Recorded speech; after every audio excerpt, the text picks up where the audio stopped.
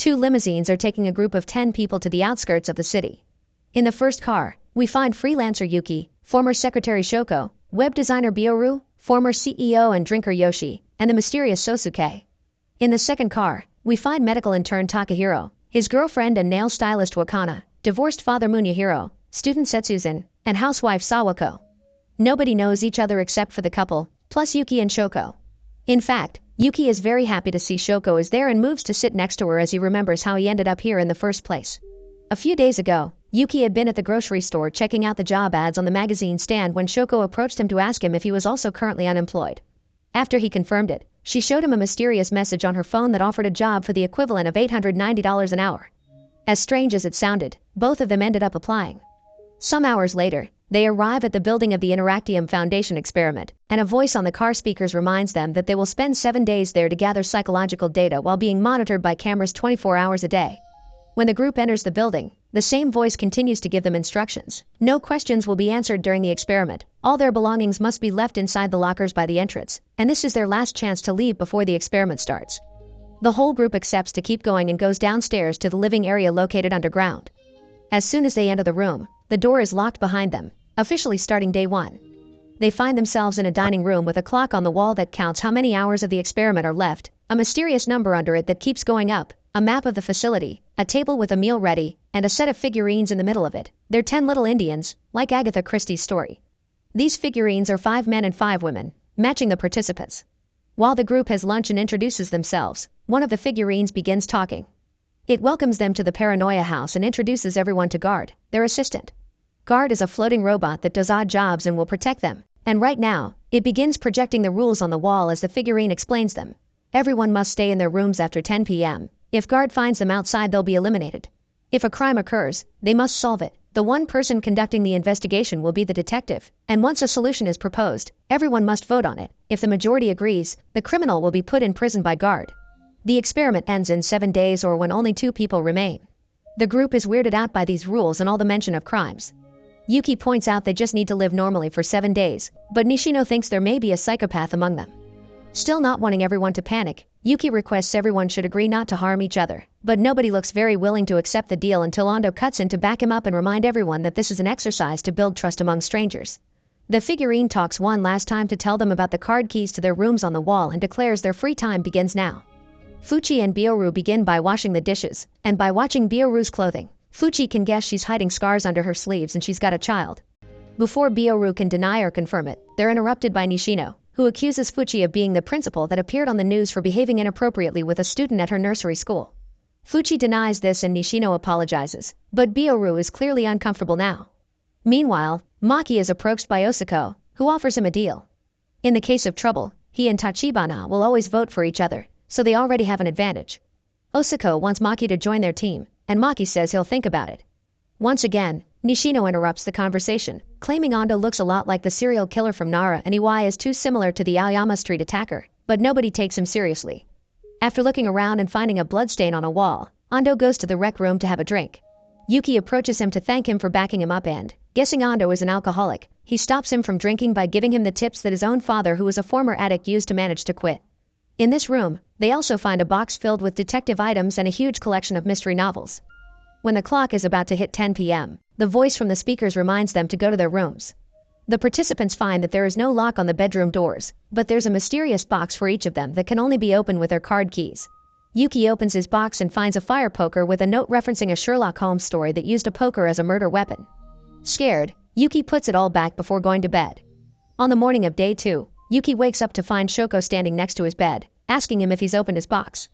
But their conversation is suddenly interrupted by screams coming from the hallway. Bioru has found Nishino dead on the floor from 5 gunshots nobody heard. As the mysterious number in the dining room begins raising pretty fast, Yuki can't help noticing that Iwai chuckles when he arrives and sees the body.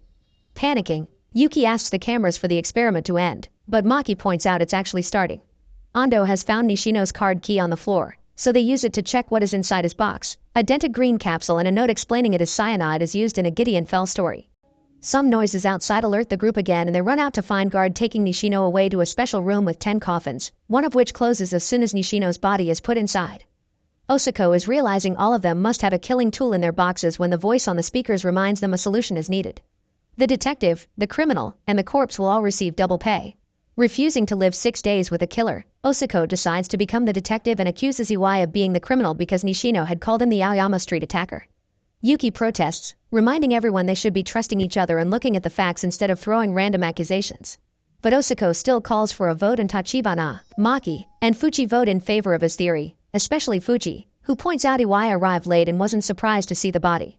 Yuki, Ando, and Bioru vote against it, and because Shoko abstains from voting, Osako's team wins. This causes Guard to activate, pick up Iwai and take him to the jail room, where he's locked in after being tased. A few moments later, Yuki checks his box again and is shocked to find the poker has been changed for a gun. Then the group decides to look into Iwai's box but they find it empty, making them think the murderer may still be among them. Later, while they're alone in the kitchen, Yuki decides to trust Shoko and tell her about the gun. She believes him when he says he didn't do it and apologizes to him for having dragged him into this wicked game. Afterward, Yuki finds Fuchi entering Shoko's room. She's brought the magnet from the detective box and uses it to try to open the box, but it doesn't work.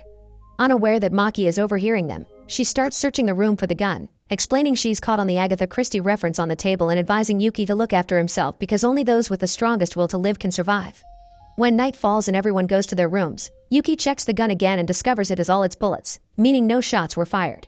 When a light appears outside, both he and Maki take a peek from behind the door, noticing Guard doing its rounds. Meanwhile, Fuchi finishes reading the novel she's taking with her and is frustrated because the last page is a cliffhanger. Desperate to know how the story ends, Fuchi decides to take a risk and go to the rec room to find the final volume in the series. But she barely takes a couple of steps before Bioru finds her and kills her with a nail gun. On the morning of day 3, the group finds Fuchi's body, so Ando and Shoko check her box only to find it empty. Tachibana begins panicking while Ando notices the mystery number on the wall getting higher at a very fast speed again. Suddenly, Maki accuses Shoko of being the killer because last night, he saw a woman's feet fleeing the scene. Trying to protect his girlfriend, Osako lies and says he saw it too, causing Yuki to argue with him again. But this time, Osako goes further and reveals his weapon, a knife, which he uses to threaten Shoko into showing them her weapon. Yuki rushes to get between her and the knife and Ando comes forward too to try and disarm Osako, but he's pushed away. Osako finds Ando to be suspicious too, not understanding why a man his age would sign up for this job, so Ando has no choice but to confess. It turns out his son had participated and died in this experiment 6 months ago, so he came to see for himself what happens here. Now he's seen how everyone behaves, he has no doubts his son and the other members of his group tore each other apart. This also means this isn't the first time they conduct this experiment. Later at night, Ando recruits the others to start patrolling the corridors. He's memorized Guard's patrol cycle, so they should be able to avoid it. Yuki and Shoko end up patrolling together, so she takes the chance to thank him for defending her earlier. She also tells him she's been watching him all along and that he's a coward but only because he's kind. Suddenly, Guard's alarm starts blaring, so Yuki and Shoko have to run away when they notice it changing its cycle. Once they're safely hidden in the dining room, Guard calms down and goes away. Then Bioru shows up for the shift change, but she's alone because Tachibana hasn't shown up. She's actually in the coffin room getting busy with Osako. When she remembers her shift is up, she rushes out of the room, leaving Osako alone to be crushed by the suspending ceiling.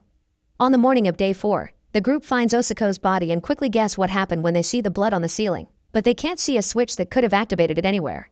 When the ceiling suddenly shakes a bit, Ando and Yuki run outside and find Maki with a remote control in his hand. He swears it wasn't him and he just found the control as he runs into his room to grab his own weapon, which is a crossbow. Ando dodges an arrow just in time before Yuki tries to disarm Maki, but at that moment, a grieving Tachibana shows up with an axe and kills Maki before ending things for herself too. The number in the dining room is going up even faster and it's finally revealed why. The experiment is being streamed and the number indicates the amount of viewers. The 4 remaining participants check Maki's box and find the note explaining the crossbow is a reference to a Philo Vance story, which means Maki really did find the remote control around. And since Tachibana obviously wouldn't kill her boyfriend, that means Osako's killer is still among them. Later, Bioru serves tea for everyone, and Yuki notices the scars on her wrists. Ando confesses he began drinking after he lost his son, and Bioru finally admits she has a child, so she must survive because he needs her. When night falls, Yuki goes to see Bioru in her room and asks her about the scars. She explains her parents used to beat her so when she was younger she didn't want to live, but her son changed her, and now she lives for him. She's participating in this experiment because she needs the money to pay for her son's heart transplant overseas, and her determination to save him makes Yuki remember Fuchi's words, only those with the strongest will to live can survive. He finally realizes it was Bioru that killed Fuchi right before he falls to the floor. The muscle relaxant Bioru took from Fuchi's box and put in the tea is finally kicking in. As she retrieves the nail gun from the box, Bioru confesses she had been afraid of Fuchi after Nishino accused her of being an abuser. Now Bioru has to kill Yuki as well, so she begins chasing him through the corridors as the lights go out. Yuki has to drag his body through the floor because of the muscle relaxant, making it easy for Bioru to catch him, but before she can do anything, Guard shows up. Yuki pushes her off him and runs into the nearest room right before Guard shoots Bioru, which is the final clue Yuki needs to figure out what's going on before passing out. On the morning of day 5, Yuki meets with Shoko and Ando, who had also fallen victims to the muscle relaxant. Yuki explains that Guard killed Bioru and there was no criminal, the same happened to Nishino. The pill in his box had been dented, meaning he tried to bite it to end things. He wanted the death bonus, so all the money could go to his children. Most likely, he had wanted to die, and the Foundation sent him to be the first victim. That's why he spent the first spreading rumors to rile them up. The group reacted exactly like the Foundation wanted, searching for a killer that didn't exist. The voice from the speakers accepts Yuki's solutions, giving him double bonus pay for them. There's still one killing unexplained though, Osiko's crushing. But Yuki doesn't want to play anymore. He thinks they should reject the game and wait for time to run out. He leaves his gun on the dining room table to show his trust, so Ando does the same by leaving his graver, but Shoko doesn't join them. On the morning of day 6, Yuki finds Ando inspecting the gun and Shoko making breakfast. Ando has finally figured out that the number on the wall represents viewers, and it becomes higher every time someone dies, so the streaming revenue must be how they pay the participants. Later that night, someone takes the gun from the table. On the morning of the last day, Yuki discovers the gun is gone, so he goes searching for his friends. He can't find them in their bedrooms, but the most shocking discovery is finding the jail room open and empty. There are also screens inside that allow prisoners to watch every corner of the building. Then, Yuki finds a trail of blood and follows it to find a bleeding Ando inside an open coffin. Suddenly, someone attacks him from behind. It's Iwai, who escaped the jail room when the door opened on its own. He didn't kill Ando, but he admits to having killed Osako as revenge for sending him to jail. The remote control had been his weapon, so when he saw Osako alone in the coffin room on the cameras, he didn't hesitate to press the button. Then he threw the control out, and that's how Maki found it. Hearing him laugh, Yuki realizes that of all of Nishino's accusations, one had been true. Iwai is indeed the Aoyama Street attacker. Iwai begins beating Yuki up, demanding to know where the gun is, then tries to kill him with a graver. Yuki manages to push him off before running away to the dining room, where he notices there are only 5 minutes of the experiment left. Iwai quickly finds him, but before he can do anything, Shoko shows up with the gun and points it at his head. Remembering that Ando had messed with the gun, Yuki asks Shoko not to shoot, so Iwai takes advantage of the distraction to push her away and steal the gun. However, when he shoots it, the gun backfires and kills him instead. Yuki guesses Ando had altered the gun, which makes the figurine announce his pay has been doubled again and Ando also gets a bonus for being the criminal. Furious, Yuki destroys the figurine at the same time it begins announcing game over. At that moment, the doors open, and as Yuki and Shoko leave the building, Ando opens his eyes. He actually never died, he just put blood on his chest and mouth to pretend to be dead, which explains why his coffin never closed. At the building entrance, a Foundation employee is waiting for Yuki to give him the bag with all the money he won. Yuki takes it and asks Shoko to come with him, but she has a final confession to make. She works for the Foundation as well. Her job is to increase the number of viewers, which is why she let Iwai out of prison and put the gun in Yuki's box. The reason why she invited Yuki to participate is that cowards always do well in the experiment. This doesn't explain why she helped him though, and when Yuki asks her that, she refuses to answer. After Shoko leaves in a car, Ando joins Yuki and both men begin making their way home on foot. As a final act of refusing to fall under the Foundation's manipulation, Yuki throws the bag of money away. Make sure to subscribe and turn on notifications so you can watch more videos like this. Thanks for watching.